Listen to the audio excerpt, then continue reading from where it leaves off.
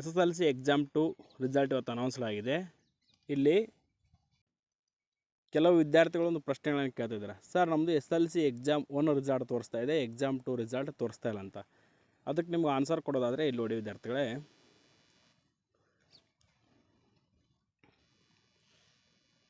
SSLC 2024ರ ಪರೀಕ್ಷೆ 1 ಮತ್ತು ಪರೀಕ್ಷೆ 2ರ ಉತ್ತಮ ಫಲಿತಾಂಶಕ್ಕಾಗಿ ಇಲ್ಲಿ ಕ್ಲಿಕ್ ಮಾಡಿ ಅಂತ ಇದೆ.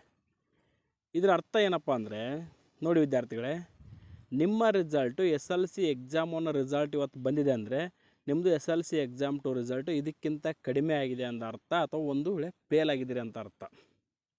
ಹಾಗಾಗಿ ಅವ್ರು ಏನು ಮಾಡಿದ್ದಾರೆ, better SSLC exam 1 or exam 2 ಎರಡರಲ್ಲಿ ಬೆಟರ್ ಆಗಿರ್ತಕ್ಕಂಥದ್ದನ್ನು ಮಾತ್ರ ಪ್ರಕಟ ಮಾಡಿದ್ದಾರೆ. ಈಗ ಎಕ್ಸಾಂಪಲ್ ಅಪ್ಪ, ನಿಮ್ಮದು SSLC ಎಕ್ಸಾಮ್ 1 80 ಇತ್ತು, SSLC ಎಕ್ಸಾಮ್ 2 78 ಆಯ್ತು ಅಂದರೆ ಆಗ ನಿಮ್ಮದು SSLC ಎಕ್ಸಾಮ್ 1 ರಿಸಲ್ಟ್ನೇ ಪ್ರಕಟ ಮಾಡಿದ್ದಾರೆ. ಯಾಕಂತ ಕೇಳಿದರೆ, ನೀವು ಆಯ್ಕೆ ಮಾಡೋದು SSLC ಎಕ್ಸಾಮ್ 1 ರಿಸಲ್ಟ್ನೇ 80 ಇರಲಿ ಅಂತ, 78 ಬೇಕಂತ ಅನ್ನಲ್ಲ. ನಿಮಗೆ ಇನ್ನೊಂದು ಮಾನಸಿಕವಾಗಿ ಬೇಜಾರಾಗ್ಬಿಡುತ್ತೆ, ಅಯ್ಯೋ ನಮ್ಮದು ಫಸ್ಟೇ ಬೆಸ್ಟ್ ಇತ್ತು, ಯಾಕಪ್ಪ ಇದು ಅಂತಂದೇಳಿ ನೀವು ಬೇಜಾರಾಗ್ಬಿಡುತ್ತೆ. ಆ ಉದ್ದೇಶಕ್ಕೋಸ್ಕರ ಏನು ಮಾಡಿದ್ದಾರೆ, SSLC ಎಕ್ಸಾಮ್ 1 ರಿಸಲ್ಟನ್ನು ಇಲ್ಲಿ ನಿಮಗೆ ನೀಡಿರ್ತಕ್ಕಂಥದ್ದು. ದಯವಿಟ್ಟು ವಿದ್ಯಾರ್ಥಿಗಳು ಇದನ್ನ ಅರ್ಥ ಮಾಡ್ಕೊಳ್ಳಿ. ಏನಪ್ಪ ಅಂದರೆ, ನೀವು SSLC ಎಕ್ಸಾಮ್ 1 ಮತ್ತು ಎಕ್ಸಾಮ್ 2 ಎರಡೂ ಬರೆದಿದ್ದೀರಾ.